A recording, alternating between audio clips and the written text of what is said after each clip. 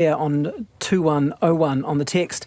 Ross reckons it's a breach of international law to unilaterally change the status of Kashmir. I'm not sure about that, Ross.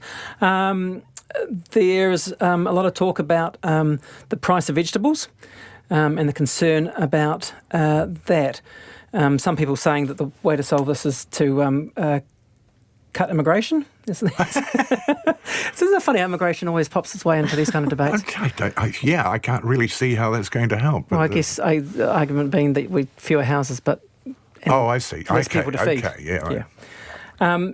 Try having 1 week of prices of cost with an adjustment with no pukekohe veg, says Rob. People will be screaming about those prices within 3 days. Yep, he's right. Yeah. We need them. We need them. Thank you, pukekohe.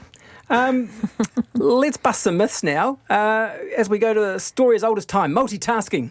You've heard about 1,000,000 times. Men can't multitask. It's probably just an old joke. But it's one that certainly has been embedded in the popular consciousness. Regardless of its veracity. For example, I'm, reading text and talking to you and drinking water all at the same time. Look at me. I'm a bloke who's multitasking right now. Relatively sane. Yeah. But new research out of Aachen University in Germany has found that there is no evidence to support the claim. So this is reassuring for people like me. The research has compared the abilities of 48 men, 48 women performing letter or number identification tasks, some of which required multitasking, some of which didn't. The analysis showed that reaction times, the researchers found multitasking imposed a substantial cost on both speed and accuracy, which is in line with other studies I've seen today, but one which was exactly the same for men and women, which does contradict some other earlier studies. The lead researcher, Patricia Hirsch, says the findings strongly suggest no substantial gender differences in multitasking. That's unusual. I mean, my wife multitasks like mad. I tend to solo task. I'll do one task and then move on to the next, and then in a slow and plodding and hopefully methodical way. Whereas she seems to be able to do so much more, but that may be just a personality thing to different people, not necessarily different genders. Yeah, it makes me wonder where this whole idea came from in the first place. I mean, when we talk about multitasking, often we're just talking about having a lot on the go, right? Juggling a lot. Yes. Which I think... Well, there are studies that say there are no such thing as multitasking. You're just doing a lot of things rapidly. Yeah, a lot of things. One after the other. Every day, which I mean, that is a lot of people's life, right? That's my life. I mean, I should tell you about my day today. I mean, yes. there is... You should have seen me this morning, Nikki. Yeah. I mean that great image of the mother kind of, texting and making the kids lunches and with like 8 arms. And like cleaning the house. And that was me this morning. So, it's... And I think that, I think that's certainly how my life is. It's how a lot of people's life is.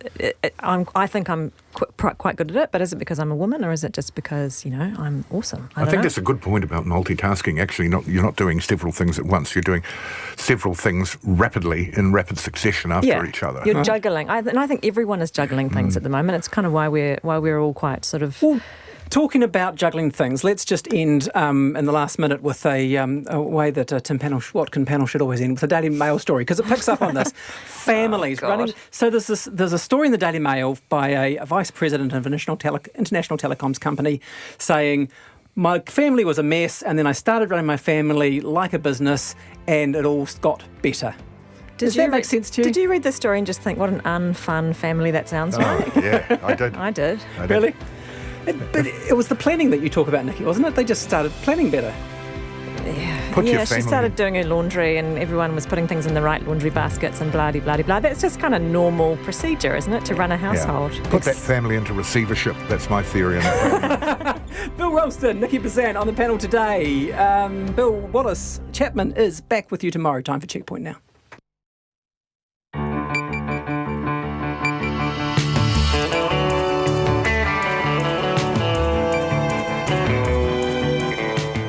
Te whakarongo mai koe ki te reo irirangi o Aotearoa. This is Checkpoint on RNZ National. I'm Lisa Owen. On tonight's programme, is the nightmare over for hundreds of Cantabrians saddled with repair bills for on-sold quake-damaged houses? The government launches a $300 million fix-it fund and drops a test case that was days out from court. Or has it?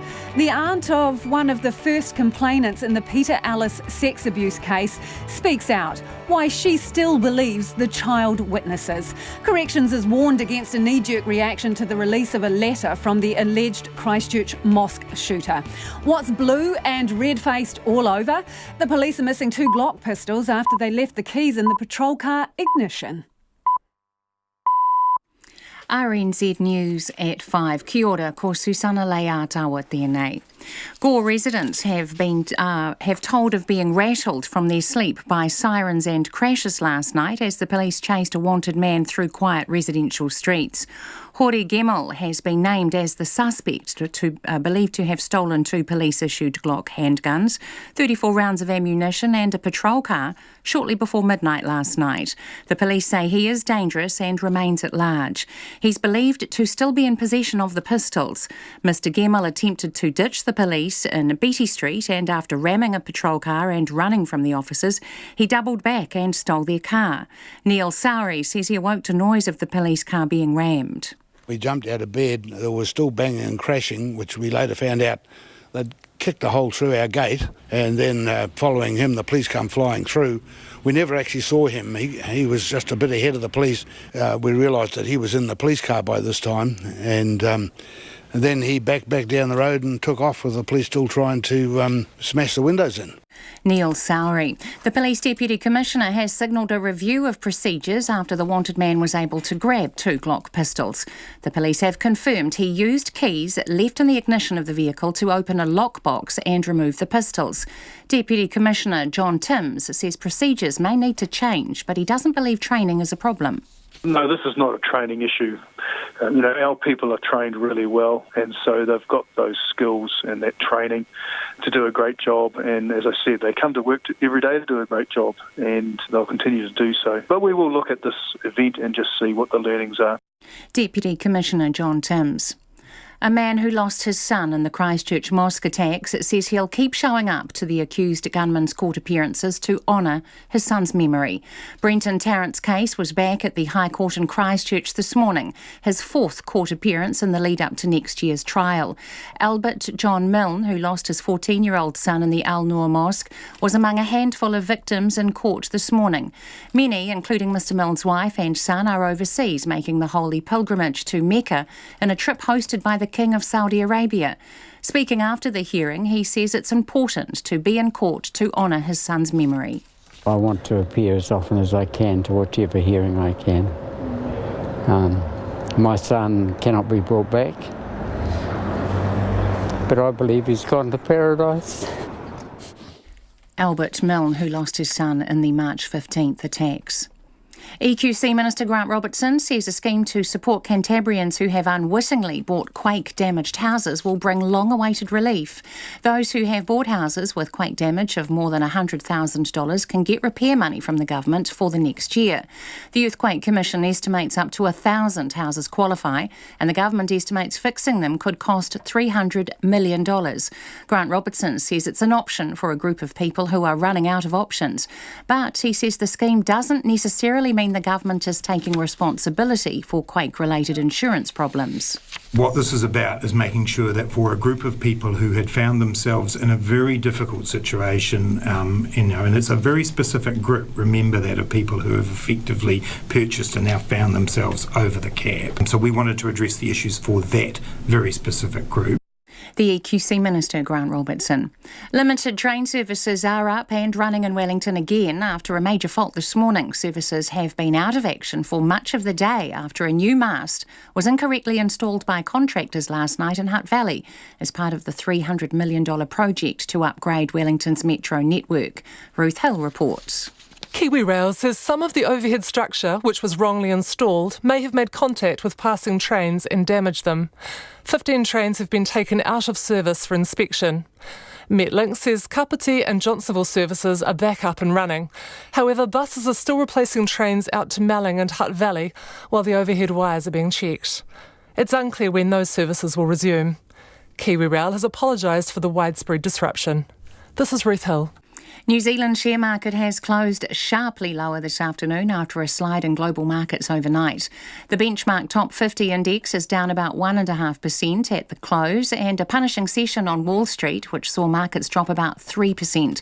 The New Zealand stock market has fared better than Australia's, with the ASX 200 down more than 2.75% this afternoon. The markets have been spooked by emerging signs of a possible recession amid a tit-for-tat trade war between the United States States and China, and weak economic data out of Germany and China.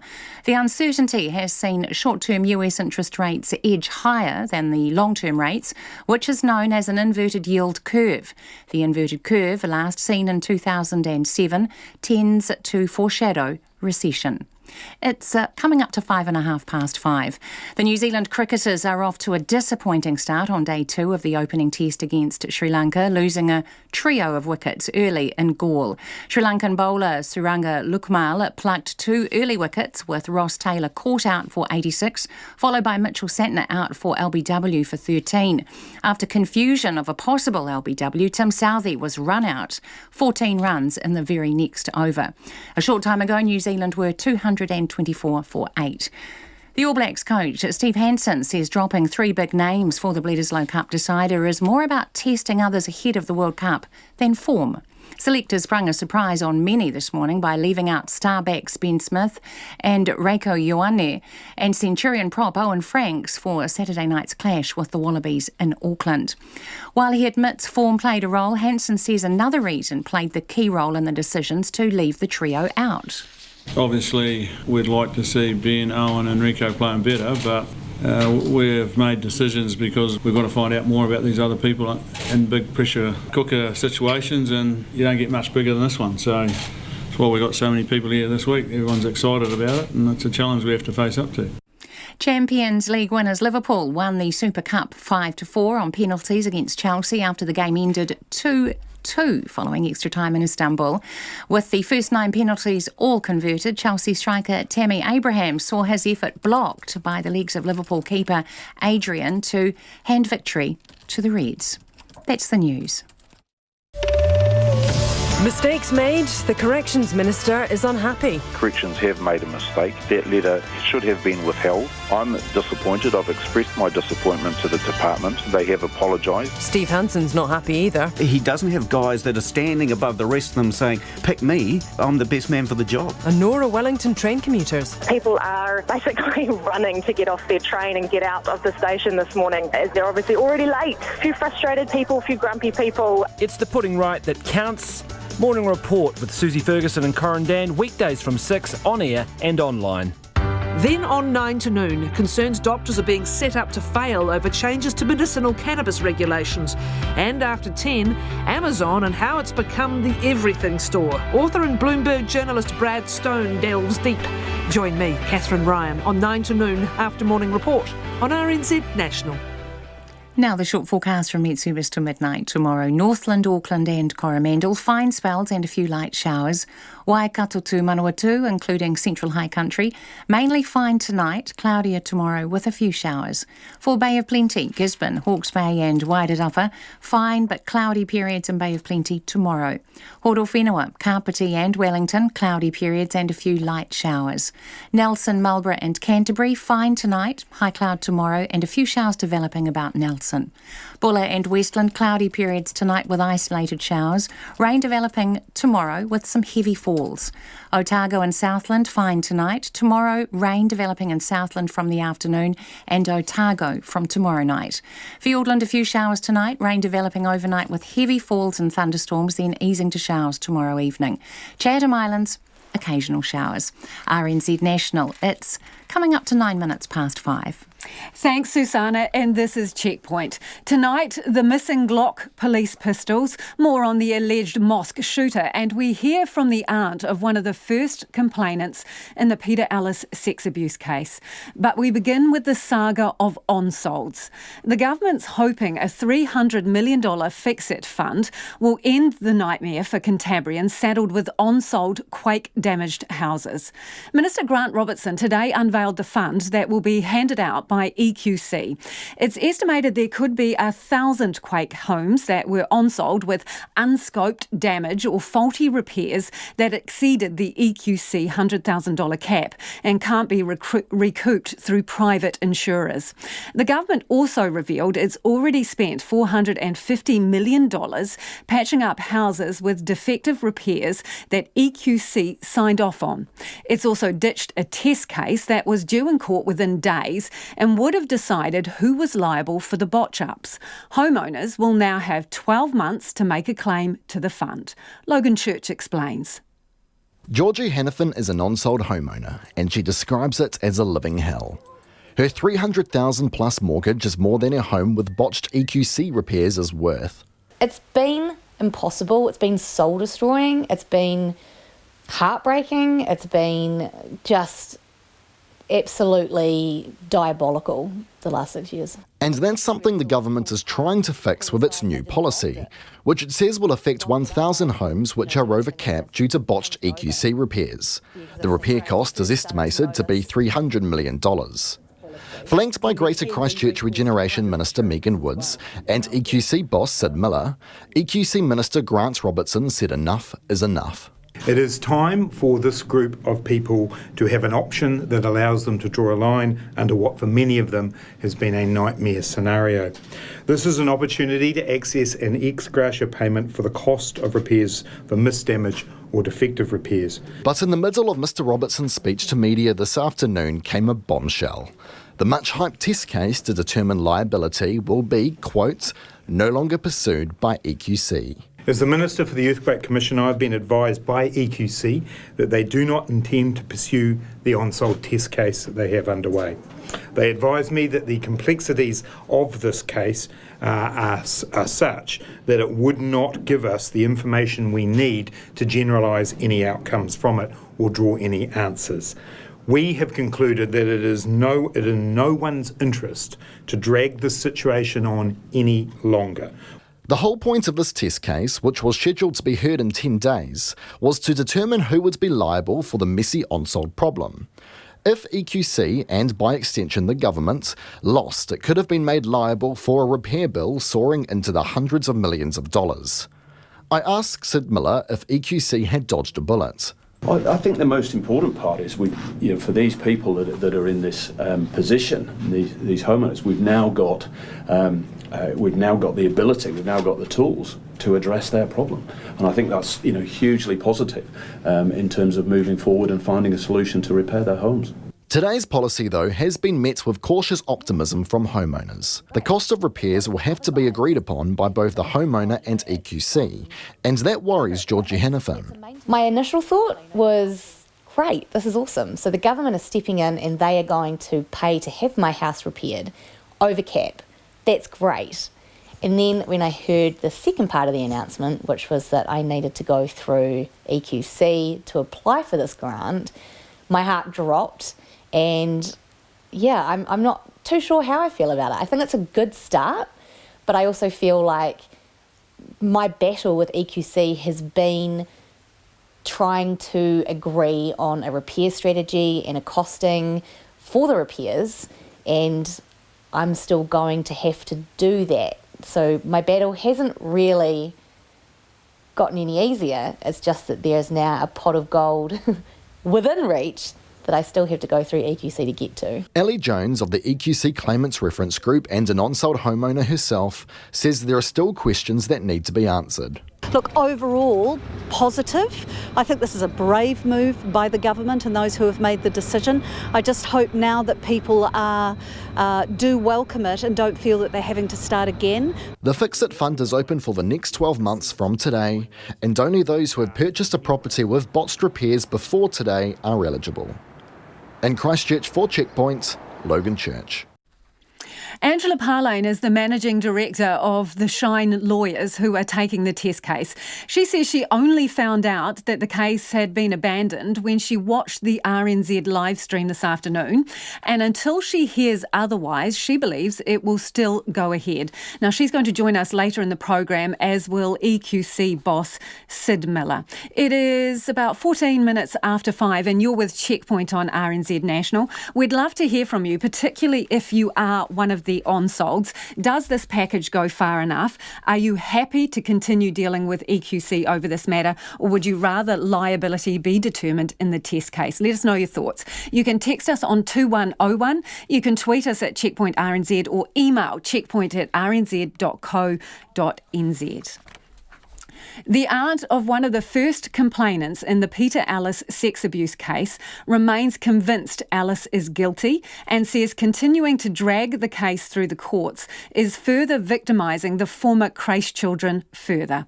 In 1993, Ellis was sentenced to 10 years for jail for abusing 7 children at the Christchurch Civic Creche, but he has always maintained his innocence. Recently diagnosed with terminal cancer, he's now taking the fight to clear his name to the Supreme Court. The original convictions were based on preschoolers' testimony of ritual abuse and torture. Now, 3 convictions were overturned in 1994 after one of the children said she lied. Checkpoint has repeatedly asked Peter Ellis through his lawyer for an interview. He has declined to be interviewed, but his appeal will focus on whether the children's evidence is reliable. The aunt, who we can't name for legal reasons, now works in the legal profession herself. The child in her family was interviewed by the police, but was not one of the 7 who Ellis was convicted of abusing. I started by asking her why she is speaking out now. There's been a very one-dimensional analysis of the case and a false story spun. And parents and whānau are, by nature of the case, committed to the privacy and rights of their children, cannot respond. So we never have. We've let the law talk for us, and the result is there's been a whole lot of other talk that's left to go unchallenged, and a completely bizarre story made up as if it's fact in the public domain. Well, let's work our way through some of this, starting with the really primary core question. Could Peter Ellis be innocent? No. I've asked myself this from the beginning and every year since, and as I've done legal training and as I've seen other cases and throughout, and no, he can't, because there can only be 2 possibilities. Children were harmed or they were not. For it to be not, that they weren't harmed, there must be another plausible reason for all the evidence. And the adults created it for whatever reason is the only possible one, and we've been given what seems to be a plausible story of how that happened. But I was there. I know that story is wrong in very key particulars, so I know that's not plausible. So you take that away, what have you got? So you have no doubt in your mind that Peter Ellis is guilty? I have no doubt, because for the reasons I've stated, because I've heard first-hand disclosures from children, and because I know that the alternative to the children being right is not right. There is obviously going to be an appeal to the Supreme Court, and it largely is going to centre around, as we understand it, the children's evidence and the allegation that that evidence is in some way contaminated or was improperly obtained, right? So those are valid concerns, aren't they, that should be tested? I'm interested in how the Supreme Court has the ability to order it, because this case occurred before 2002, which is when the Supreme Court gained jurisdiction. These things have been looked at. This case, it's just as hard in 1992-95 to get a conviction on any sexual abuse offence as it is now. It's extremely difficult to get it on the evidence of small children, so there has to be a great consistency and amount of evidence. That's the same then as it would be again now. For legal commentators particularly, to think that it was possible for parents to just rock up to court and make any old crazy accusation, and that it would survive through a trial, critically first, depositions, because a lot of commentators didn't come until after this, depositions, a trial, 2 appeals, which is unique. The evidence was overwhelmingly upheld throughout this process, and then a judicial inquiry, which found that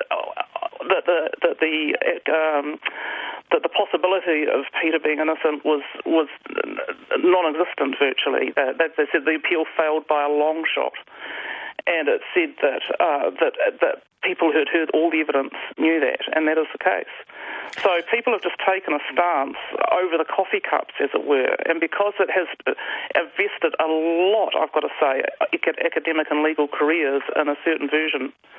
And I actually don't know how this would have played out without that. But people had a reason from very early on with their careers academically for taking a stance that they've really held on to and gathered associates around, because there's been absolutely nothing in the media. Because there can't be. The parents and children remain silent. We've now created something that is so unsafe in New Zealand that none of the child victims could possibly come forward now without fearing being held down. The last time this case was reviewed is in about 2001, which was the judicial inquiry. Yes.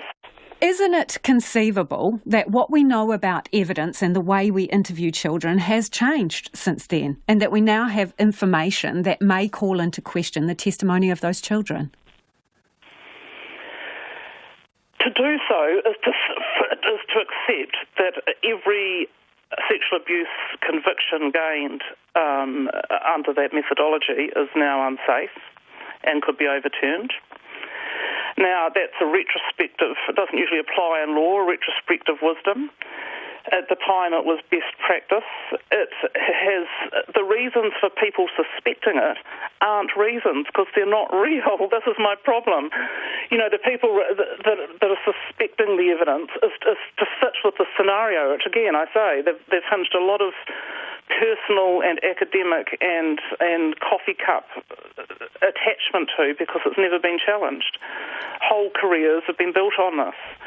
And they're missing the central point, is why? Why would this evidence be there? Why would the consistency be there? So interviews with the children, some of the children mentioned things like tunnels and dungeons and hanging in cages. Really, well, fantastic stuff in some people's minds. Don't you have concerns about any of that? Look, no, what I see is that the evidence stood on the consistencies. Now, these were very young children. They're from different cultures, different family backgrounds. If you take any group of 100 people and dump them in a situation like this, they're going to respond differently to their child's distress, to their child's disclosures. Those kids will have been reading and watching and hearing different things. There's various reasons for that. But however, I honestly think the whole satanic ritual abuse thing is just a red herring for what we now know is just widespread child pornography. Mainly, you've got to realise that this was in the background of the 1990s. The reason this howl set up was because people couldn't believe it could happen. Well, in those days, we didn't have Jimmy Savile and Rolf Harris and Bill Cosby and all of that. Now, if we think that it only occurs in entertainment, well, that's wrong, isn't it?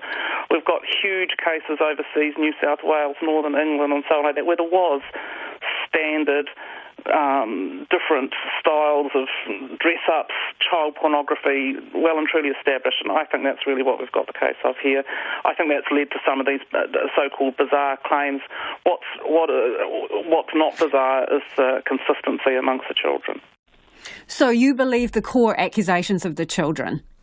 The core accusations that they were taken and harmed, and that, that took different forms. But do you accept that there could be some fantasy elements injected into their evidence as well? A combination of truth and stories? I believe they could have been told certain things, that certain people were present and that kind of stuff, of course. Okay. That's what we can't test, but we can test the consistency between and the collaboration between accounts. This was the early 90s. Could it be that Peter Ellis was the victim of prejudice and homophobia at the time? Yes, that's something that really upsets families, and it seriously bothers me. This is completely untrue. This was the woke liberal crash from Christchurch. Everybody there was warmly supportive. The complainants' families themselves, many of them are friends of Peter's. He was warmly supported in his identity. To a degree where it's quite bizarre when we look back now. But that is completely untrue. There was nothing like that. This is not conservative white Christchurch being shocked at someone who's a bit out there. This was liberal Christchurch being delighted by someone who was a bit out there, and as a result probably didn't see things sooner. Okay, so 3 of his convictions were overturned in around 1994 after one of the complainants said that she had made evidence up, withdrew her evidence in essence. Does that not have implications for the evidence of the other children?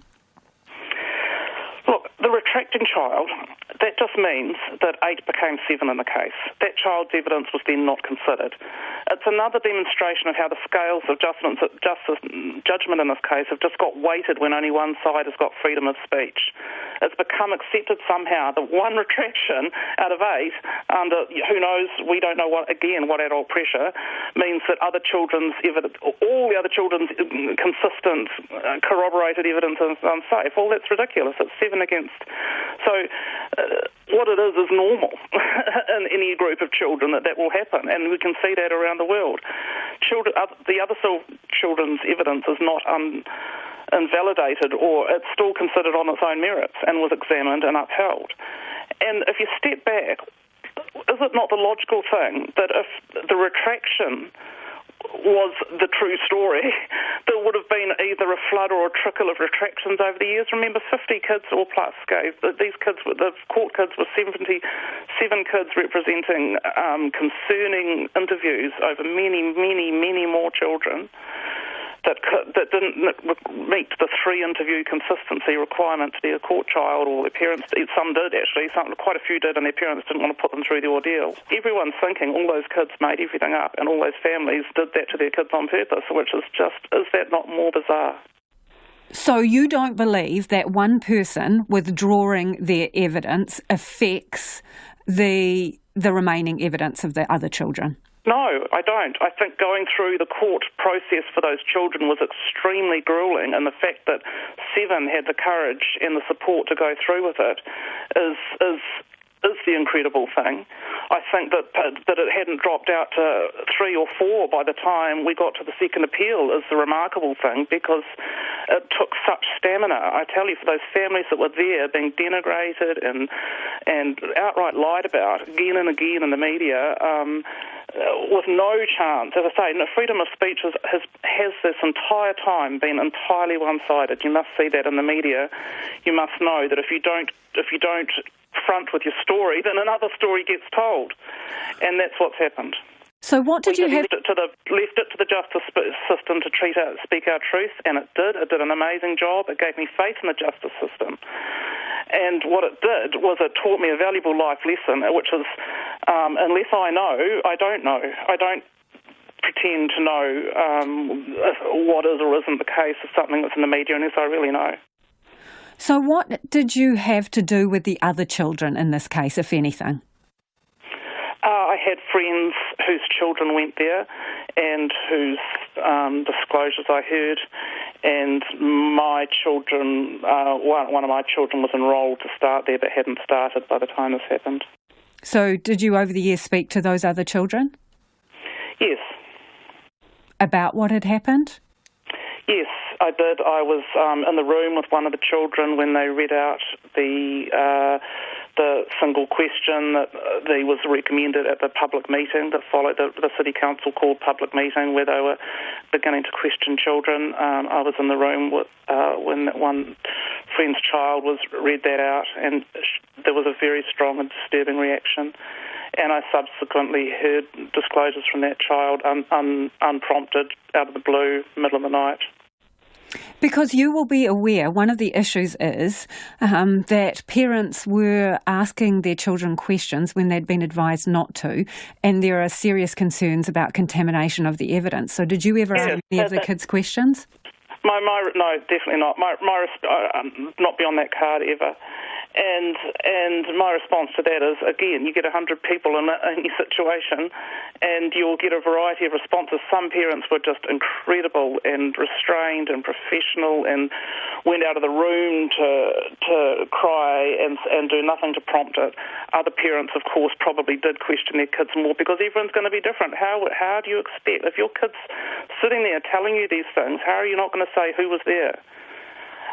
But a lot of people didn't. A lot of people did really well. It was really complicated. That's why it got down to 8 kids at trial, and that's why it got down, as I say, not surprising to me that it got down to 7 under the kind of pressure families were under.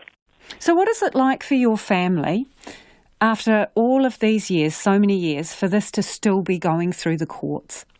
Oh yeah, look, this really churns my stomach, and it churns my stomach for the victims, and for we've all got on, but it's cost us all dearly. It's affected our relationships, how close we can live to each other, the course our life's taken, all sorts of things, our responses in lots of situations. Me in the legal profession now, I just come up against it all the time. And I just want to shake people and say, hey, you should know better. You should be able to stand back and realise that when a story is told one-sidedly, or when you take significant factors out, this needs looking at. And it is really sickening that it's come up now. I actually am a strong believer in the justice system because of how it served us, and part of that is I'm a strong believer that you go to court, you get the court decides, you get your sentence, you do your sentence, and that's the end of it. And that's how I would have liked it to have been for this. I actually, I have no ill will to Ellis himself, and I'm not going to say I'm sorry he's sick. It's just irrelevant. But he did his time, good as gold. But what's different about Ellis is all of these people who invested so much, who had voice and power early on, that invested so much in a story they wanted to believe that made them feel better about what had happened. But as someone who works in the legal profession, you must accept that there are cases where there are wrongful convictions. I do. That's why I keep a really open mind about what I do and don't know. This could be one of them, couldn't it? We've got some spectacular ones in New Zealand, and I've got some opinions on some of them and absolutely no opinions on others because I don't know enough, and unless I knew enough. And I don't think anyone that's commenting on this case publicly knows enough to be commenting on it, and almost everybody knows nothing, but even the ones that have been following it, the journalists and so on. So yeah, no, right. You're absolutely right. I find it fascinating that that I'm in this position, this close to it, and I'm a great believer in the justice system and finding out where it hasn't been upheld. It's just this isn't one of them. He's dying now, Peter Ellis, and has got limited time left. He's served his jail sentence. Why would he be pursuing it so vigorously, do you think? Look, you'll have to ask him. I can only express my private opinion that it's got as much to do with the people around him's investment. There is always another side. And what I think is really interesting in this case is it was about a city possessed. We've become a country possessed. But it's on the other side. There's been a witch hunt, but it's been against families and victims. And that was the aunt of one of the first complainants in the Peter Ellis sex abuse case. And Peter Ellis declined to be interviewed.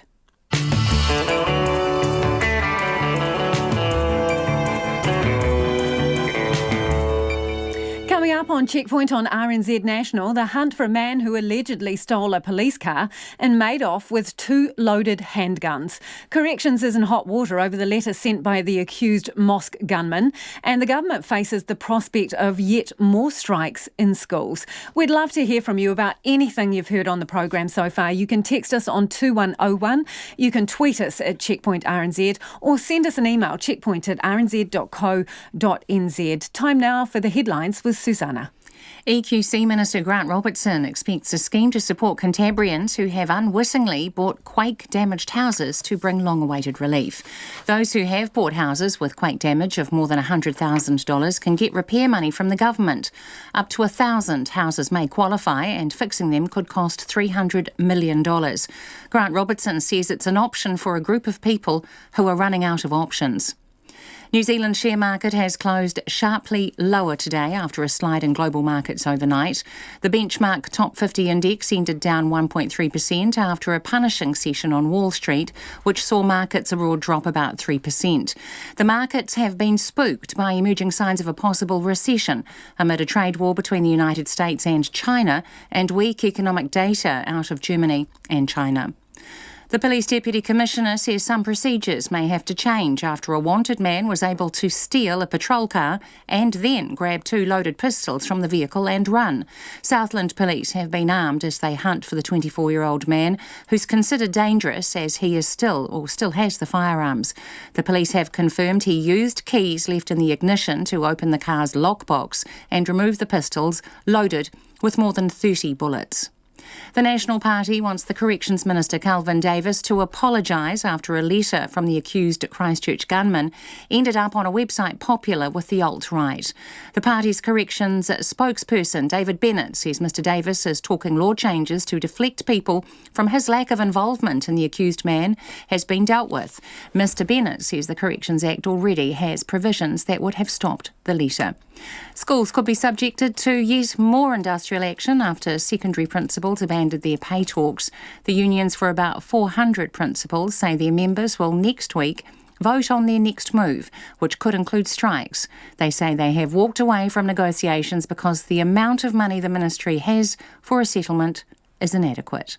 Those are the latest news headlines from RNZ National. Our next news and weather update is at 6. Thanks, Susanna. This is Checkpoint and I'm Lisa Owen, and joining me in the studio is Madison Reedy with our business news.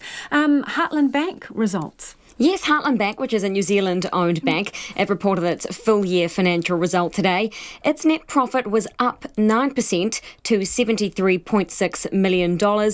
Million, not billion, like the Australian-owned banks often make. But it did have an increase here, and that was off the back of increased lending. It grew its loan book 4% in the year to $4.4 billion. Heartland is a little bit different to the other banks too. It specialises in things like reverse mortgages, which are specifically for older people who are over 50.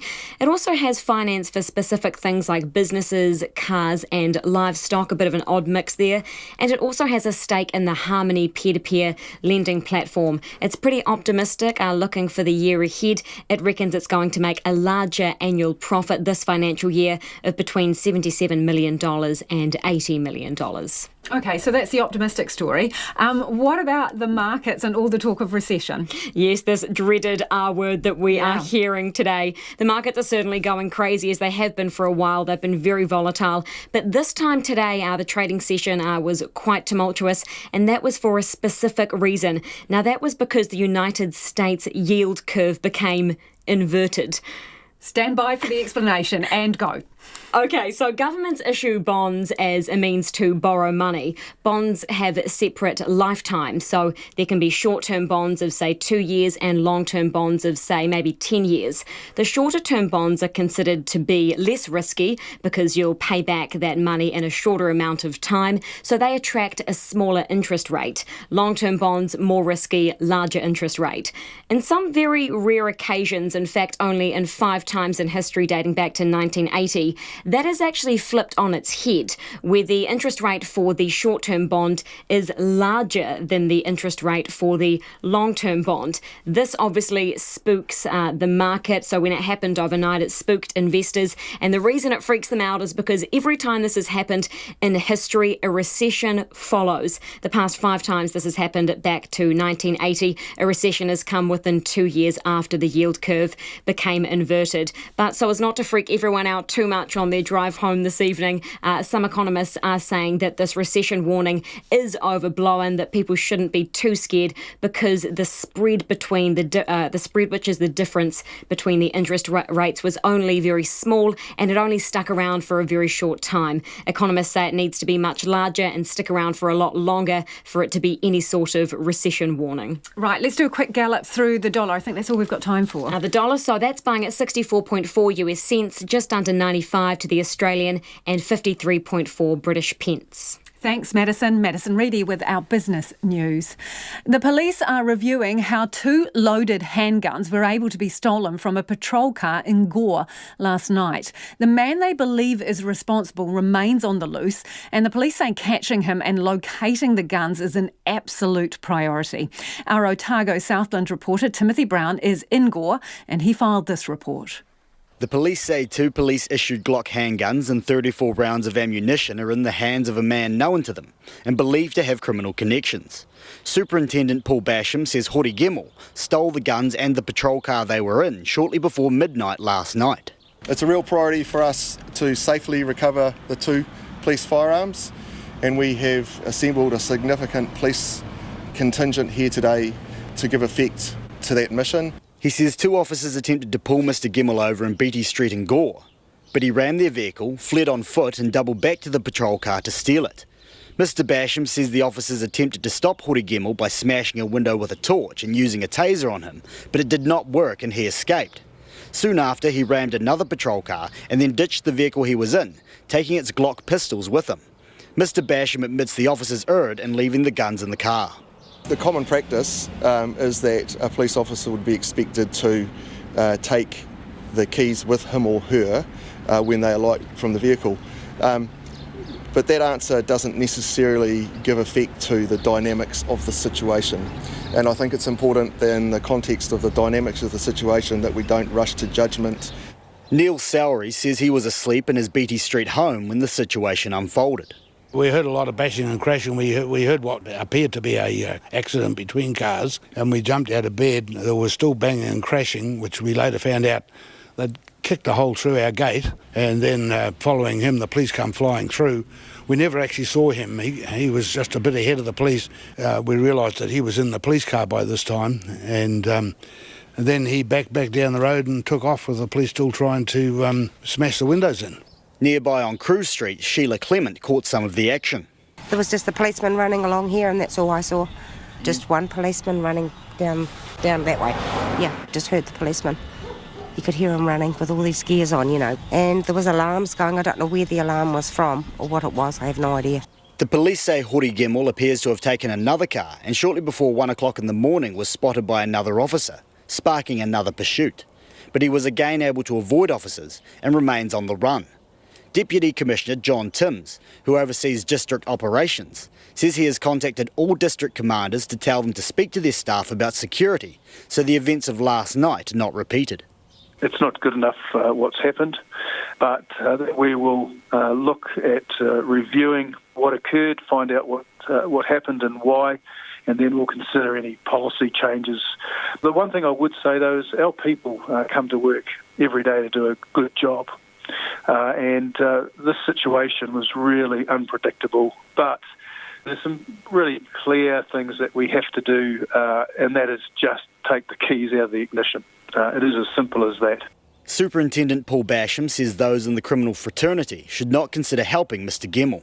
I think the criminal community that might be tempted to aid him would understand that the police are very motivated about the recovery of these firearms, and we will be persistent in our activities in the community until we find them. Some residents who did not want to speak on tape say there has been a notable increase in the gang presence and drug trade in the area recently, with methamphetamine causing issues it hasn't in the past. Mr Basham won't say what they know of Mr Gemmell's criminal history, but there was an existing warrant out for his arrest, and officers in Eastern Southland are being advised to carry firearms because of the threat he poses. In Gore, for Checkpoint, Timothy Brown. It's about 17 minutes away from 6. You're with Checkpoint on RNZ National. The government's being warned against a knee-jerk legal reaction to revelations that the accused Christchurch gunman was able to pen and send a letter to an overseas supporter. The Corrections Department has apologised after a 6-page letter written by the Auckland prison inmate was then posted on the 4chan website, which is popular with the alt-right. Political reporter Charlie Drever has the details. The Prime Minister, Jacinda Ardern, was blunt in her response to the news that the letter written last month had slipped past corrections. Clearly, there's been a systematic failure here. I think it's only fitting that corrections have apologised now. We need to make sure that the department is going back and just checking their systems, and equally that we're checking the law. If there are any holes here that need to be fixed, that needs to be rectified immediately. This will be an individual who continues to try and spread his hate, and that needs to be stopped. Corrections says while prisoners are able to send mail, this letter should have been withheld, and the accused gunman's mail has been stopped until the department is sure effective screening is in place. Corrections Minister Kelvin Davis described the letter, one of 7 sent by the inmate who is being held in solitary confinement, as a mistake. He says he's asking the department for advice on whether the law needs to change. This isn't a simple thing, and there's probably more at stake than just whether or not he can send and receive letters. We have to look at the whole situation because we've never dealt with a prisoner like this before. But the patron of the Howard League, Nigel Hampton QC, says the law is fine the way it is. The law is fit for purpose. It's just its application. It's where it's fallen down, so it's human failing, human error, which is often the case with this sort of thing. And certainly it doesn't call for a knee-jerk suggestion that the law should be changed. What are we going to do? We're going to change the law every time a human failing turns up. That is, quite frankly, ridiculous. Nigel Hampton says there are at least 3 provisions in the Corrections Act that would have allowed a prison officer to withhold the letter. The minister says the inmate has written 9 letters while in custody, 2 to his mother, 5 to other people, and 2 further letters have been withheld. Nigel Hampton is worried there might be a similar legislative move as occurred when convicted murderer Philip Smith fled the country using a passport he was given under another name. There were all sorts of repressive measures taken within corrections which impacted not just on Smith, but on the rest of prisoners and their welfare and their rights. So that would be demonstrably wrong to do so in this case. National Party Corrections spokesperson David Bennett says the possible law changes are just deflecting from the real problem. It's completely unacceptable. It shows a real breakdown in process within corrections and also within the Minister's office. There's no way the victims should have to go through this again. The Minister's office should have been on top of this. They should have made sure that there were no mistakes in this case.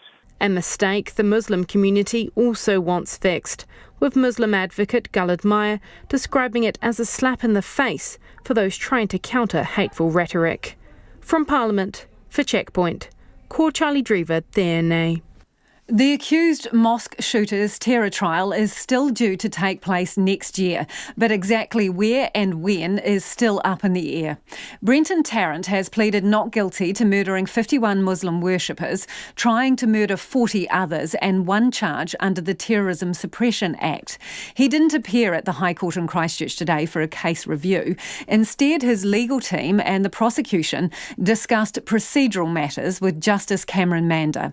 They set dates for hearings to discuss a possible change of venue for the trial and the prospect of moving it forward 3 to 4 weeks so it doesn't coincide with the holy month of Ramadan. Conan Young was in court.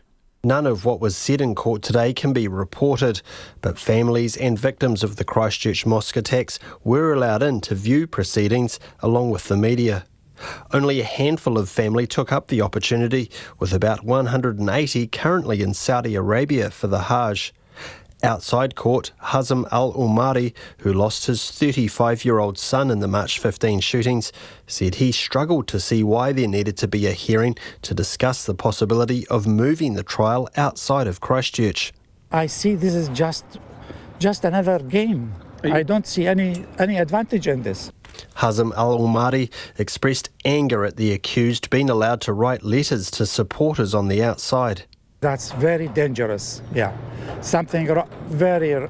It's so many things should change and should be looked into. And I appreciate all what the government is doing, but looks like they are treating him like a normal someone. He is in prison, and I think this is completely wrong. He paid tribute to his son, Hussein al-Umari. He was a real heroic person. He tried to rescue all the others by telling them, go out, while he was standing, waiting for the terrorists to come, and he was fit to knock him down. Sadly, God wanted something else. Albert John Milne, who lost his 14-year-old son, Syed Milne, in the Al-Noor Mosque, said it was important to be in court to honour his son's memory. I want to appear as often as I can to whatever hearing I can.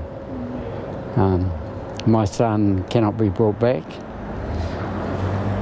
but I believe he's gone to paradise. Mr Milne hopes corrections will now keep a closer watch on the accused's correspondence from behind bars. But he understands the need to let the legal process take its course when it comes to decisions around where the trial will happen. It's just a long, lengthy process. We've never had anything like it in the whole history of New Zealand. It's just so devastating for so many people.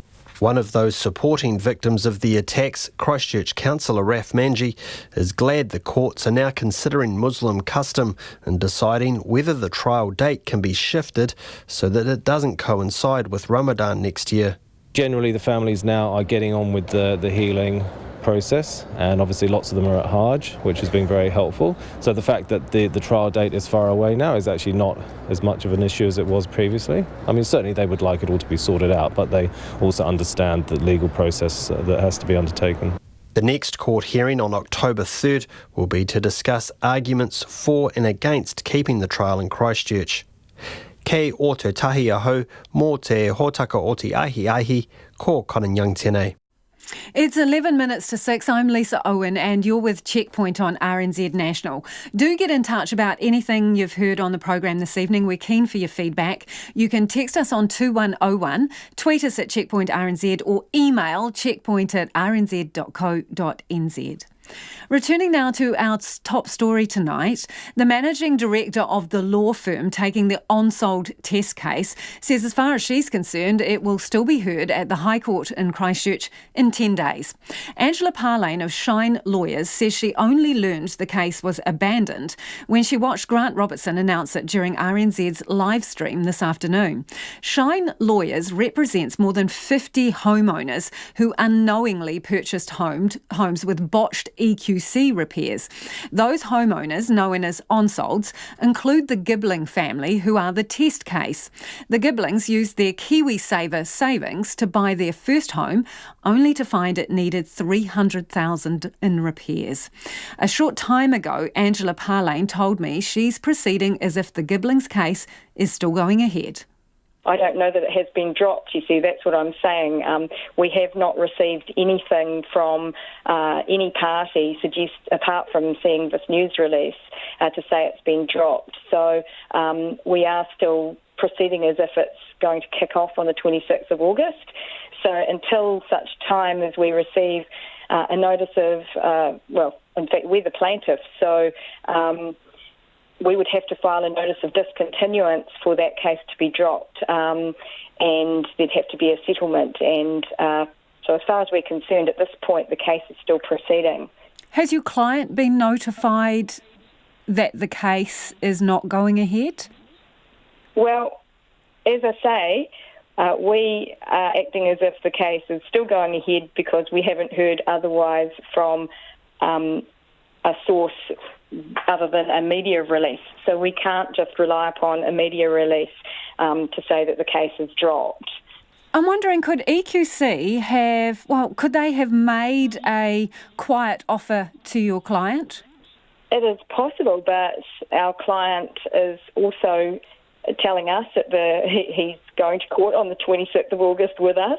So until such time as we hear otherwise, the case is going ahead. I think the important thing about this is that what we do have, putting the case to one side, is an announcement from the government that they are going to do something really positive for all of those homeowners that we act for, plus other Canterburyans who have bought houses that have been repaired by EQC. I think that's the more important part of the press release rather than the actual test case, because we're in this particularly tricky phase where the test case is very close to the court date. There's been a media release at around 3 o'clock, and various parties haven't got their ducks in a row to discuss things related to the test case, but the announcement from the government that they intend to do something about the unsold homeowners is fantastic. And we've been fighting for these people for a few years now. We have approximately 57 clients who will be delighted that EQC is doing something to put them in the position that they ought to have been in originally. So it's great news. Do you have confidence in this new process that's been announced, given that, as you point out, your clients have been wrangling with EQC for a number of years, and while the government set up the pool of cash, they will still have to go through EQC to get it, to agree on the amount that's paid out and to agree on the repairs that are required.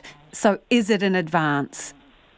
Well, we have every confidence that this process will put in place something that does allow homeowners to be put in the position they ought to have been in when they purchased their houses. However, we don't know the details and how that's going to take place.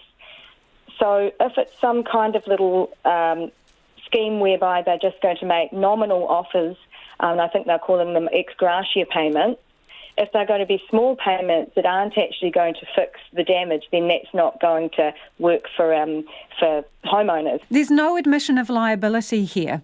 And Grant Robertson said their thinking was there needed to be a line in the sand and an opportunity to move on, but there is no admission of liability. Is that enough?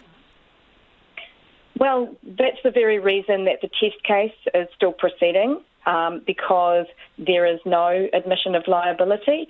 So the test case, one of the main things I can say is that we are endeavouring to establish that the Earthquake Commission owes the on-sold owners a duty of care, and that is the whole point of the test case. So, we're 2 weeks away from trial, and this new scheme is suggesting that there's no liability on the part of EQC, so we'll just have to see how that pans out. Just to be clear, Angela, do you think it's essential that an admission of liability is established? Again, it would depend on what the offers made by EQC are. Certainly our test case was to establish that EQC owes a duty of care, and we're still working towards that until we hear otherwise. So if they lowball your clients, you may still have to go the distance? Absolutely. And that's Angela Parlane from Shine Lawyers, who was taking the test case on behalf of the onsolds. No risk, high reward. That's the message from All Blacks coach Steve Hansen after dropping 3 big-name players for Saturday night's Bledisloe Cup decider against Australia in Auckland. Starbacks Ben Smith, Rieko Ioane and Centurion prop Owen Franks have all missed selection, with the much less experienced George Bridge, Sevu Reece and Nepo Lolala claiming the vacant spots. Clay Wilson with more on a squad Steve Hansen is confident is fit for purpose for this weekend and beyond. They've got 213 All Blacks caps between them, but Ben Smith, Rieko Ioane and Owen Franks won't be sighted on field at Eden Park on Saturday night. The omission of the big-name trio has raised more than a few eyebrows, given the All Blacks will be fighting to prevent the Wallabies from wrestling the Bledisloe Cup back across the Tasman for the first time in 16 years. Coach Steve Hansen admits form played a role, but says another reason was the main factor in the decisions. Obviously, we'd like to see Ben, Owen and Rieko playing better, but we've made decisions because we've got to find out more about these other people in big pressure cooker situations, and you don't get much bigger than this one. So that's why we've got so many people here this week. Everyone's excited about it, and it's a challenge we have to face up to. Hansen has, in recent times, often referred to the Bledisloe as the second most important trophy they play for. He says the promotion of 3 players with just 22 test caps between them doesn't change that, stressing they have no choice but to keep half an eye on a certain tournament starting in Japan later next month. What happens if we get to the World Cup and Ben Smith blows a tyre, or Rieko blows a hamstring, or, and we've got to put some young guy in there who's never faced pressure like this before. It's ideal. This is the best game we could have asked for. One of those promoted players, George Bridge, admits there's a lot of pressure on he, Sevu Reece and Nepo Laulala, which inevitably brings a few nerves. The Crusaders wing, whose only 3 tests have all come off the bench, says he's doing his best not to think about what's on the line on Saturday and about World Cup selection. You can't really think about that, My mind at the moment is just preparing for this weekend and performing as best as I can. So, the preparation hasn't been any different. Preparation will also be tracking in a similar direction for Beauden Barrett. Barrett will make a 3rd straight start at fullback, with Richie Moanga again at number 10. Barrett has played many of his 76 tests with Ben Smith alongside him in the backline, and says the Highlanders veteran, who's off to France after the World Cup, is far from done yet. Yeah, you lose a lot of experience and a very calm head, but on the other hand you have a very excited young Sevu Reece. Ben's a class player and he'll be back in no time, but I'm excited to see Sevu go. So is Hansen. And while he acknowledges this weekend's team includes an element of future-proofing, he's confident leaving out players of Smith, Ioane and Franks' calibre won't come at the expense of a prized piece of silverware. To win a World Cup, we've had to roll the dice a bit, and that's the number one priority. But we wouldn't be doing it if we didn't think that the guys we put in are good enough to do the job on Saturday if we play well. So, I don't think it's a risk, and there's lots of rewards in it. RNZ News at 6. Ngā mihi nui ko Susana Leata tēnei. Armed police have raided a number of properties around eastern Southland in their search for a wanted man who's believed to be armed with 2 loaded police-issued Glock pistols. The police have identified Hori Gemmell as the man responsible for stealing a patrol car and 2 Glock handguns inside of Gore last night. Superintendent Paul Basham says the 24-year-old is believed to still be in the area and is considered dangerous. The police have confirmed that after the wanted man stole a patrol car last night, he used the ignition keys to access a lockbox and steal the pistols and more than 30 bullets. Deputy Prime Minister Winston Peters has defended Australia over criticism from South Pacific nations that Canberra is failing to address the issue of carbon emissions. Mr Peters says Pacific Island nations need to remember they're receiving coal-powered Chinese loans. Australia's Prime Minister Scott Morrison has faced criticism at the forum in Tuvalu about Australia's lack of action on cutting carbon emissions and the effect on climate change. Mr Peters wants the Pacific Islands to act with consistency and integrity in their approach to climate change. Well, you can look at everybody, not just say, for example, Australia's got coal and you're selling it. The next question is, OK, who is getting that coal and what are they doing with it? And how's that affecting you? Winston Peters says calls for Australia to step up on climate change were a bit of a paradox because many Pacific countries were not openly challenging China's reliance on coal. EQC Minister Grant Robertson says a scheme to support Cantabrians who have unwittingly bought quake-damaged houses will bring long-awaited relief. People whose newly bought homes have damage worth more than $100,000 can get repair money from the government for the next year.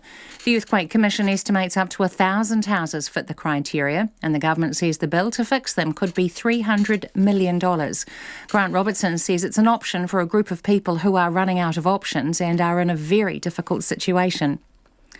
The government is being told not to be rash with legal changes to try to make up for the fact the accused Christchurch gunman was able to send a letter to a supporter. The Corrections Department has apologised after a 6-page letter written from the inmate was then posted on the 4chan website, which is popular with the alt-right. Here's political reporter Charlie Drever. The letter had been described by Muslim community leader Gillard Meyer as a slap in the face for those trying to counter hateful rhetoric. National Party Corrections spokesperson David Bennett says the Corrections Act had provisions to stop the letter. He says a law change is just deflecting from the mistakes made. Lawyer Nigel Hampton QC says the mistake was simply human error and a knee-jerk legal reaction would be ridiculous. He says tightening up procedures and making sure they're followed would be a better option. From Parliament, Ko Charlie Drever, tēnei. The government faces more industrial action by school staff after secondary principals abandoned their pay talks. The two unions representing about 400 principals say the ministry does not have enough money to make an acceptable offer. Our education correspondent John Gerritsen reports. In the past 12 months, the government had 3 strikes by primary and intermediate teachers and principals, 1 strike by secondary teachers, and a boycott by primary and intermediate principals. Now, secondary principals will vote next week on possible industrial action, including strikes. The Secondary Principals Association's union and the PPTA's Secondary Principals Council say there's no point continuing pay talks with the ministry because it's indicated how much money it has to spend on a settlement and it's not enough. The Education Ministry's called for mediation and the unions have agreed. Ko John Gerritsen, tēnei. An autopsy has found that financier Jeffrey Epstein sustained multiple breaks in his neck bones, deepening the mystery about the circumstances around his death at the weekend. The Washington Post reports that among the bones broken in Epstein's neck was the hyoid bone, more common in victims of homicide by strangulation than in self-inflicted death. The details are the first findings to emerge from the autopsy of Epstein, a convicted sex offender and multi-millionaire who was in federal custody on charges of sex trafficking. Guards found him hanging in his cell at the Metropolitan Correctional Centre in Manhattan, and he could not be revived. Wellington surfers say today's waves at Lyell Bay are the biggest seen in 20 years. Met Service says huge swells of up to 5 metres have been reported between the south coast of the South Island and East Cape. Surf shop owner Roger Titcombe says the waves are too big for anyone but experts, and he made the call not to hire out any surfboards today. Waves are washing along the airport wall alongside of Lyell Bay and washing boulders up onto the road. Roger Titcombe from Lyell Bay's Real Surf. It's coming up to 6:05. The Black Caps have had a disappointing second day of the opening test against Sri Lanka after being all out for 249 at Galle. Unlikely hero Sri Lankan bowler Sangara Lakmal was devastating for New Zealand's lower order, picking up 4 of the 5 remaining wickets for 29 balls, including that of Ross Taylor, who was caught out for 86 off his first ball. Sri Lanka are on 7 for no wicket. The Wallabies have kept their winning Bledisloe Cup lineup apart from an injury-forced change with lock Adam Coleman replacing Rory Arnold for the Eden Park decider.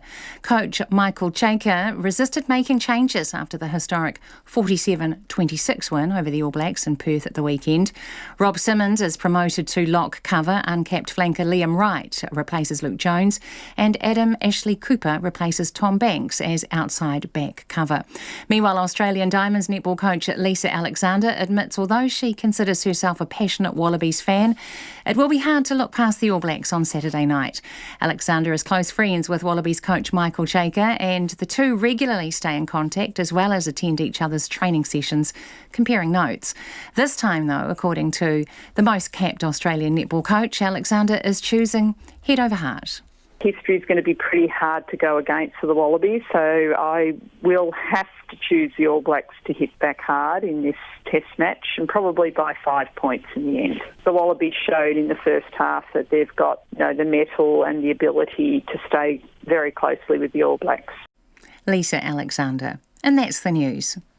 Tonight on Nights, this week's cultural ambassador, our e-music guru Paul Barrington, celebrates the late 20th century retro futurism of Brooklyn's Morgan Geist and metro area. Our Changing World investigates the science of gambling. Why is it so addictive? And having made it through a typhoon, our overseas correspondent Motoko Kakabayashi is on the line from Japan on Nights with me, Brian Crump, after the news at 7 on RNZ National.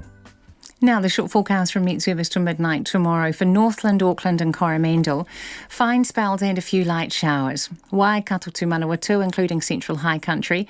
Mainly fine tonight, cloudier tomorrow with a few showers. Bay of Plenty, Gisborne, Hawke's Bay and Wairarapa. Fine but cloudy periods in Bay of Plenty tomorrow. Horowhenua, Kapiti and Wellington, cloudy periods and a few light showers. Nelson, Marlborough and Canterbury, fine. High cloud tomorrow and a few showers developing about Nelson tomorrow.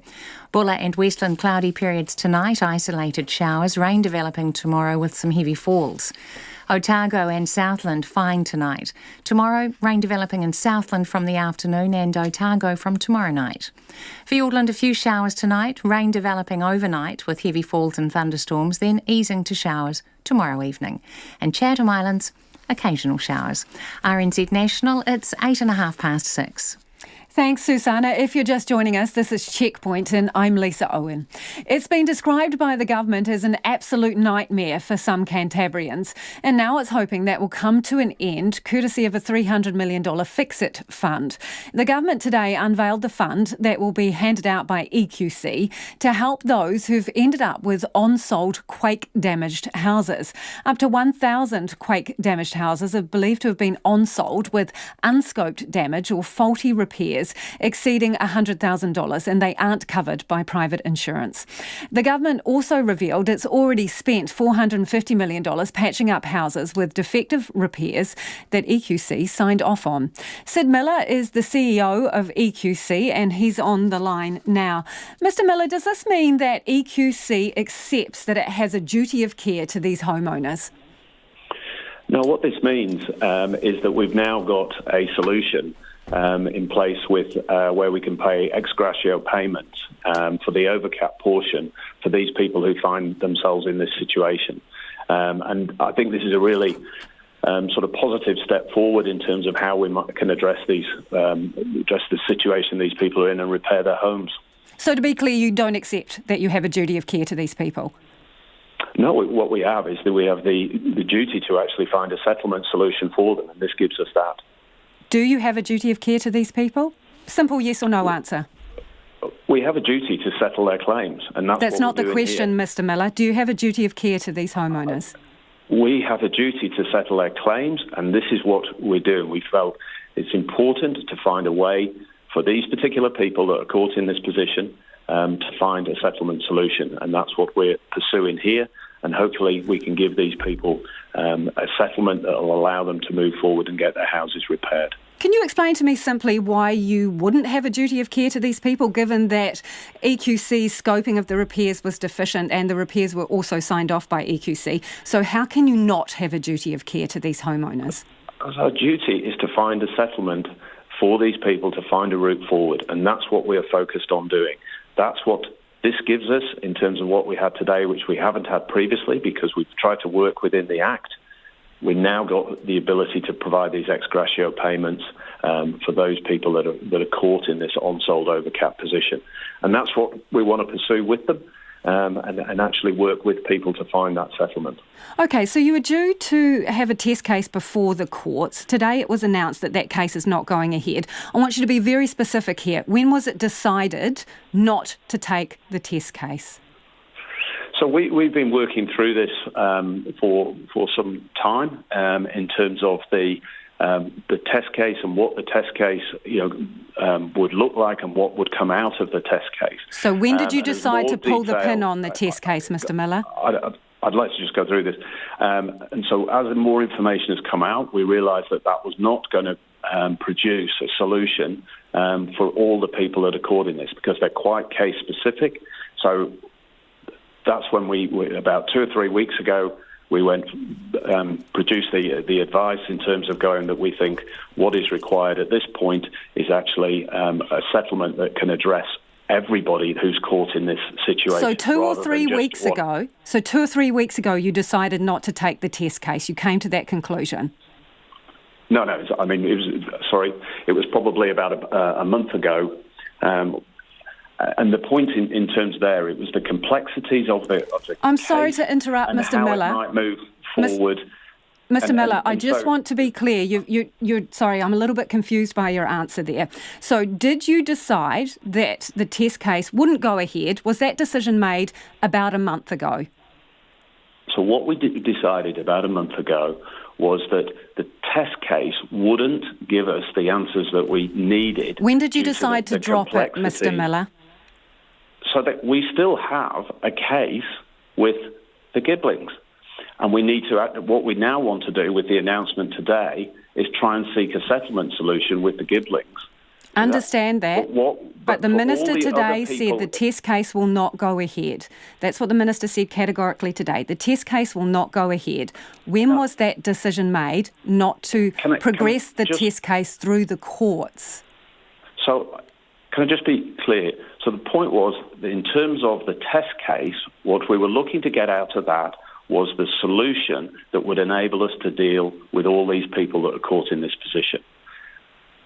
From the information that we've had and what we've gained throughout that, we realised that wasn't going to give us that answer. Or I do understand that. Considerable amount of time. Yeah, I do understand that, Mr. Miller, but my question is different. To the policy that we put in place today to help those people.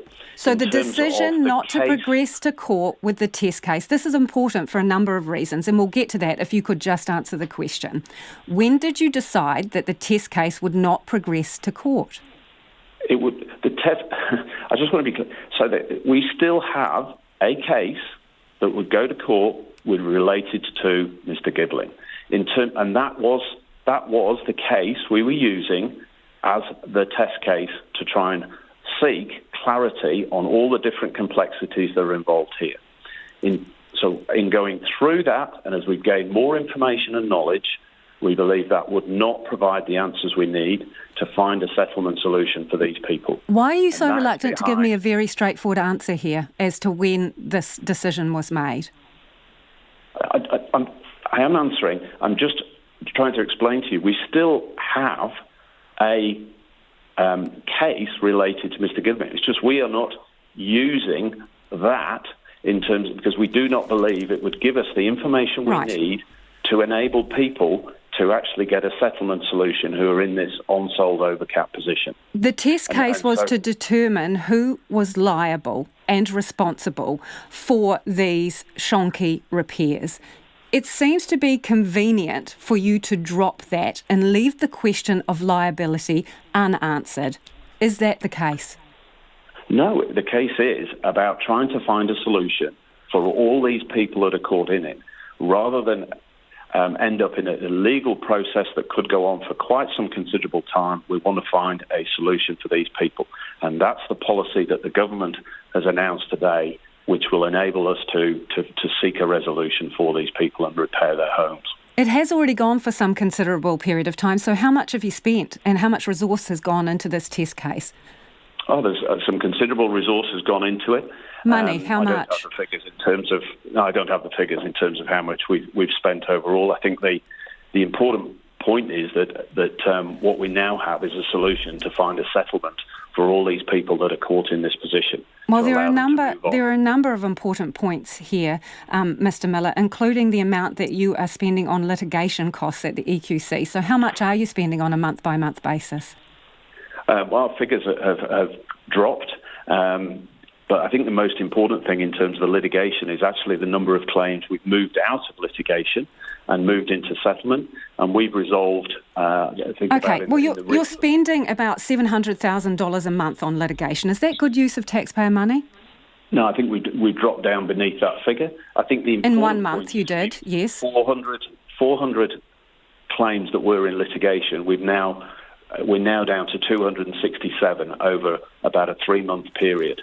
So what we're doing in there is, by not going through the litigation, is actually getting settlements for people. You're living hand to mouth. EQC is living hand to mouth at the moment when it comes to the National Disaster Fund. You've had top-ups of about $165 million, excluding GST, since November. I think the last one was about $40 million worth in August. So how does that work? Do you just flick an email through and say we need a bit more cash, and how sustainable is that?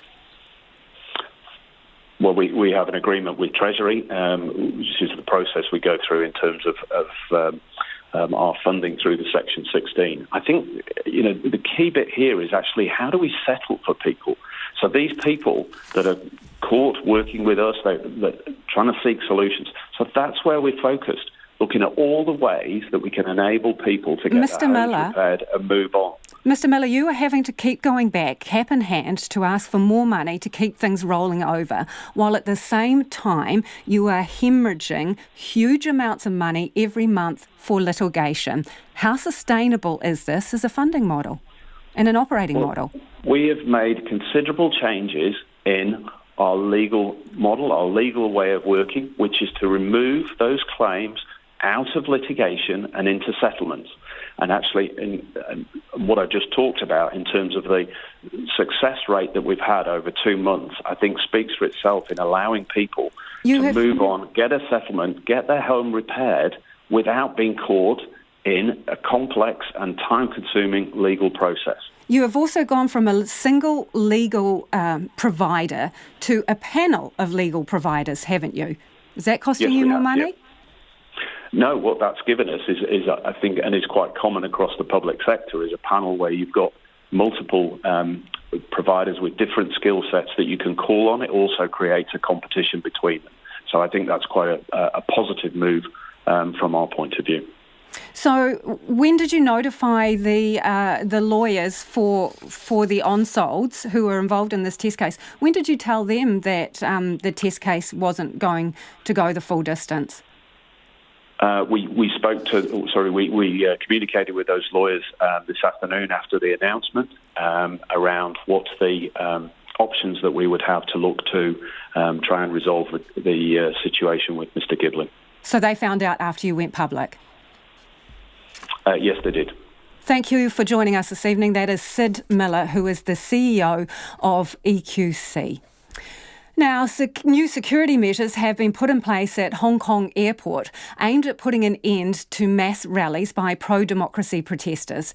Passengers now have to show their tickets and passports before being allowed into the terminal. It follows this week's mass demonstrations by pro-democracy protesters, which resulted in violent clashes with the police and the cancellation of hundreds of flights. And while all eyes are on China and what it may do in response to the protest, Hong Kong's airline Cathay Pacific is counting the cost. CNN's Andrew Stevens reports. It wasn't just travellers who suffered. Airlines too were hit as Hong Kong Airport was forced to close 2 days in a row. The hardest hit, one of Hong Kong's best-known international brands, Cathay Pacific. Cathay is still counting the cost of the 272 flights cancelled over the past 48 hours. But that's just a temporary headwind. These demonstrations have thrown up a much more significant problem. How does Cathay keep its biggest and most important customer happy, that's China, while still maintaining the support of its own Hong Kong staff? Many Cathay employees support the protests, and that doesn't wash with Beijing. Cathay was forced to make a hard U-turn after the company said it would not stop employees joining the Hong Kong protests. We certainly wouldn't dream of telling them what they have to think about something. It sparked a huge backlash in China, pushed hard by state media.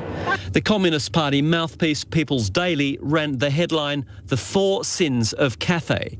Actions by the carrier and staff it claimed supported the pro-democracy movement.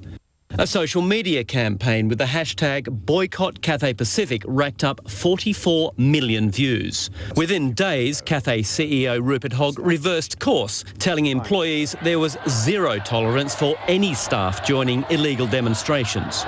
Behind Cathay's change of heart is an economic imperative. What the Cathay example shows us is that essentially for this company that is a Hong Kong legacy brand, the mainland audience, the mainland consumer is just too important. About 15% of all seats on Cathay and its sister airline Cathay Dragon are sold to mainland Chinese customers. Between them, they serve 22 Chinese cities. For Cathay staff, many of whom joined a general strike in support of demonstrations recently, it's a new reality. Carol Ng represents about 15,000 Cathay cabin crew. I don't think any carriers, including Cathay, they are able to find the right approach, how to respond and completely, but not upset the Chinese government. But she says many Hong Kong-based crews are frustrated. Despite bouncing back to profits in the first half of the year, business conditions remain tough. The disruptions at the airport helping Cathay's share price plunge to a 10-year low. The last thing Cathay can afford is to turn its biggest passenger market against it. Andrew Stevens there from Hong Kong. Pacific Island leaders are holed up in their retreat at the Pacific Islands Forum in Tuvalu, trying to find consensus on their commitments to addressing climate change. Discussions were expected to be frank, following the open criticism some leaders have levelled at Australia for not doing enough to lower its emissions.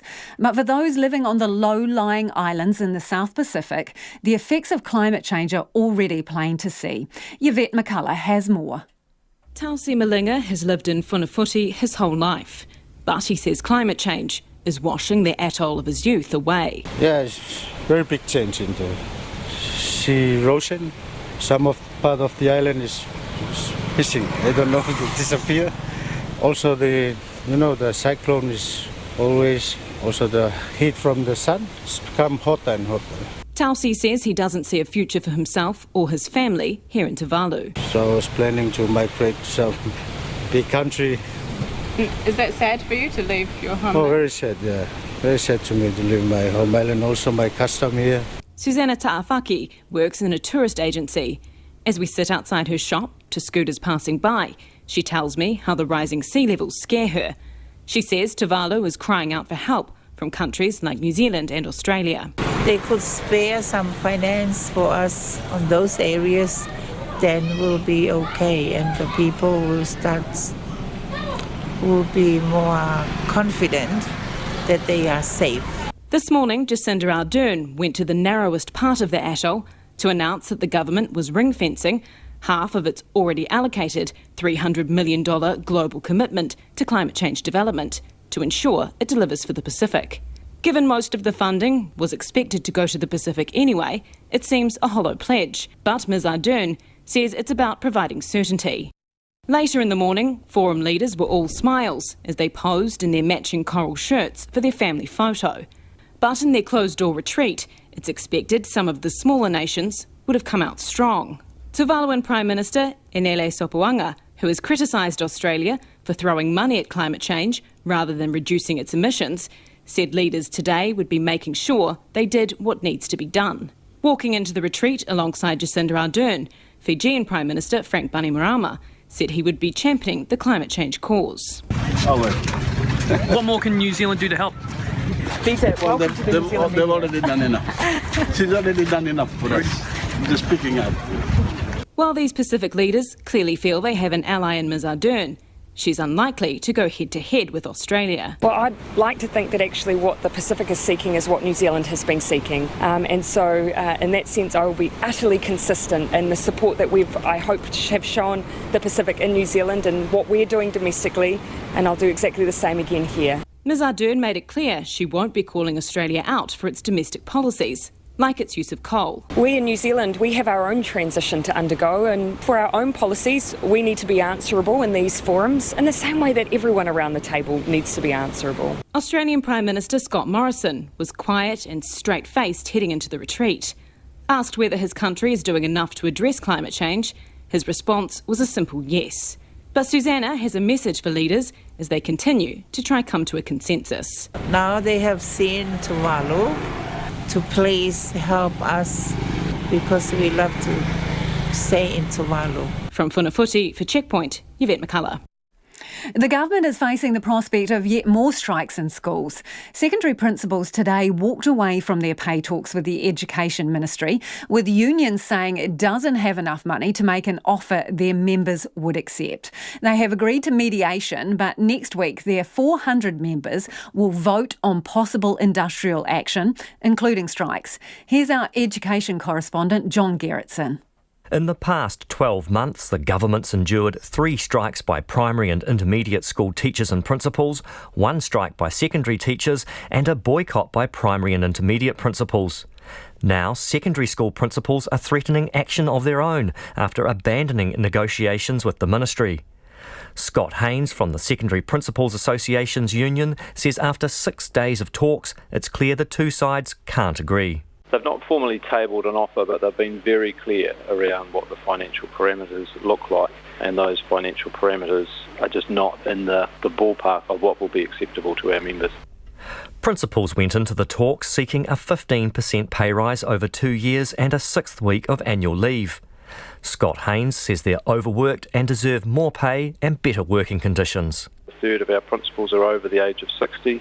2/3 of our principals are working more than 60 hours a week. 40% of our principals are working in excess of 66 hours a week. We know that stress levels are up since they were last measured in 2015, and notably extreme stress levels have doubled in the last 3 years. So it's clear to us that there are some significant aspects that need to be looked at. The secondary principal's pay scale runs from about $85,000 a year for schools with 50 students or fewer through to about $160,000 a year for the biggest schools. James Morris from the Post-Primary Teachers Association's Secondary Principals Council says the pay rises recently won by secondary teachers have dramatically closed the gap between principals and their senior teachers and managers. Deputy principals had an average of about 18.4%, and so what happens is questions start being asked about, well, why would I step up to the principal's role if, it's not really worth my time? And we know we do have a significantly ageing group of principals, with about a third of them over the age of 60. Everyone can see the sort of hours that they are working, and so we want to make sure that we're setting up the conditions that makes it sustainable. And that was James Morris ending that report from John Gerritsen. Just a quick update before we go on the matter of the accused Christchurch mosque gunman and his mail out of prison.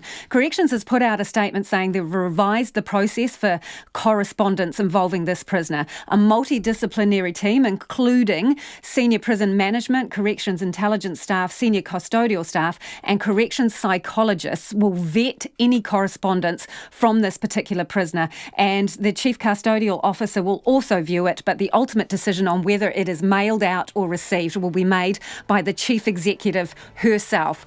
Also, we have learnt this afternoon that a second letter from another prisoner holding extremist views has been sent out of Christchurch men's prison. As a consequence, there will be a review of the total prisoner mail system. Thanks for joining us this evening. We'll be back tomorrow, same place, same time. RNZ News headlines at 6:30.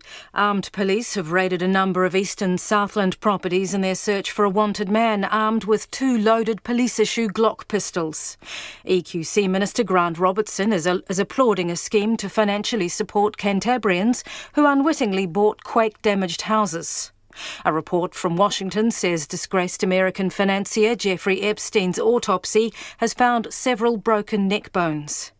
People driving out of Wellington tonight are being told to delay their journey or expect significant delays following issues with train services. And Wellington surfers say today's waves at Lyell Bay have been the biggest seen in 20 years. Our next news and weather is at 7. Take the pulse of the day's news every weeknight at 10. How much mail is he getting is also my other question. I assume that since he's got nothing but time on his hands, he probably spends quite a lot of time writing. Lately